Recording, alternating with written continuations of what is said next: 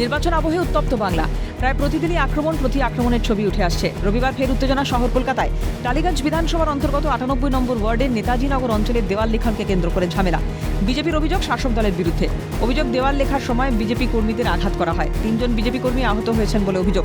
আহত একজনকে বাঙুর হাসপাতালে ভর্তি করা হয়েছে। তার অবস্থা যদিও স্থিতিশীল, তবে ঘটনার প্রতিবাদে নেতাজি নগর থানা ঘেরাও করে বিজেপি। সমর্থকরা থানার সামনে বসে পড়ে। পাল্টা তৃণমূল কর্মী সমর্থকরা উল্টো দিক থেকে বিক্ষোভ দেখায়। অশান্তি এতটাই অগ্নিগর্ভ হয়ে ওঠে যে দুপক্ষই ইট বৃষ্টি শুরু করে। পুলিশকে বেশ বেগ পেতে হয় পরিস্থিতি নিয়ন্ত্রণে আনতে।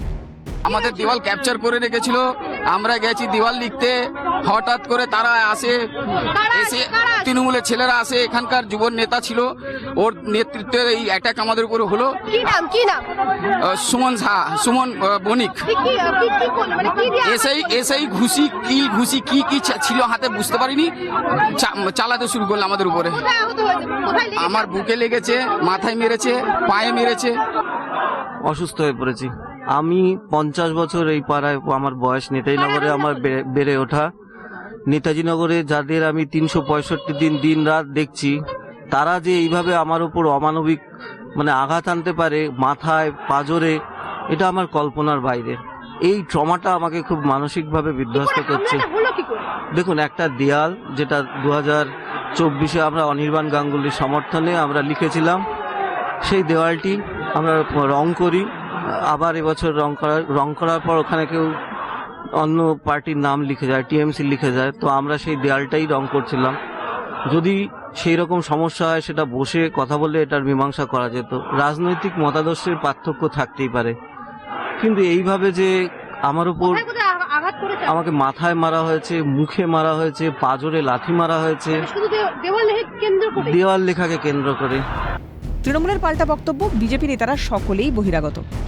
এখানে যতজন দেখছেন সব কর্মী, 98 কর্মী। আর বিজেপি আপনারা দেখুন যে সব বহিরাগত, গঙ্গার ওপার দিয়ে ছেলে নিয়ে। আপনারা কি তৃণমূল কর্মী সমর্থক?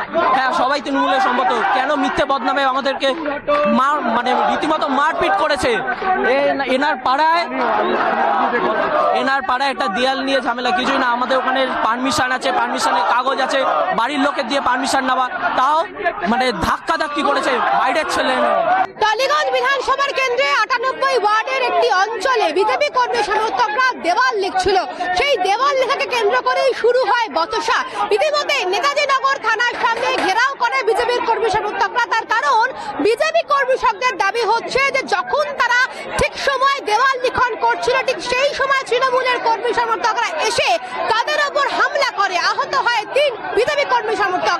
সেই বিজেপি কর্মীদের নিয়ে আসা হয়েছে নেতাজি নগর থানার সামনে এবং তাদের বিক্ষোভ দেখেই পাল্টা অভিযোগ তৃণমূলের পক্ষ থেকে। তৃণমূল কর্মী সমর্থকরা বলছেন, যে দেওয়ালে বিজেপি দেওয়াল লিখন করছিল, সেই দেওয়াল তৃণমূল কর্মী সমর্থকদের পারমিশন নেওয়া, তাহলে কেন তারা লিখবে? সেই সময় তৃণমূলের কর্মী সমর্থকরা এসে তাদের ওপর হামলা করে। তারপরে কিন্তু বিজেপি কর্মী সমর্থকরা নেতাজি নগর থানা ঘেরাও করেন এবং পাল্টা অভিযোগে তৃণমূলের কর্মী সমর্থকরা কিন্তু একেবারে থানার সামনে এসে তারাও কিন্তু পাল্টা অভিযোগ করে, বিক্ষোভ করে, স্লোগান দেখায়। ঘটনার তদন্ত শুরু করেছে পুলিশ। সামনে নির্বাচন, বাংলায় পরিস্থিতি এভাবেই অগ্নিগর্ভ হওয়ার সম্ভাবনা প্রবল মনে করছে রাজনৈতিক মহল।